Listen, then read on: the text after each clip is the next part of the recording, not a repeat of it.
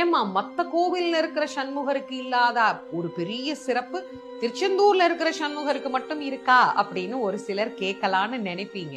எப்பயுமே நான் ஒரு தலத்தை பத்தி சொல்லும் போது, அதிலும் குறிப்பா முருகனை பத்தி பேசும்போது அருணகிரிநாதரை பத்தி பேசாம இருக்கவே முடியாது, இருக்கவும் மாட்டேன். அது எல்லாருக்கும் நல்லா தெரியும். அதனால இந்த தலத்துல அருணகிரிநாத சுவாமிகள் வந்து முருகப்பெருமானை வழிபாடு செய்து சண்முகரை வழிபட்ட போது சிவபெருமானுடைய நடன தரிசனத்தை அருணகிரிநாதருக்கு முருகப்பெருமான் இங்குதான் காட்டி அருளினார்.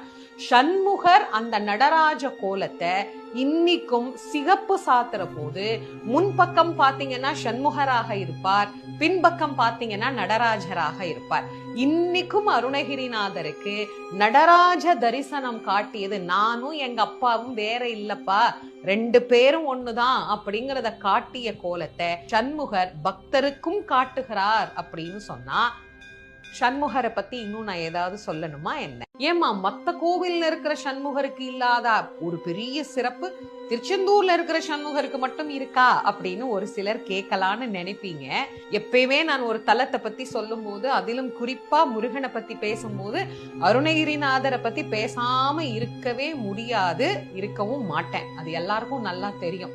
அதனால இந்த தலத்துல அருணகிரிநாத சுவாமிகள் வந்து முருகப்பெருமானை வழிபாடு செய்து சண்முகரை வழிபட்ட போது சிவபெருமானுடைய நடன தரிசனத்தை அருணகிரிநாதருக்கு முருகப்பெருமான் இங்குதான் காட்டி அருளினார்.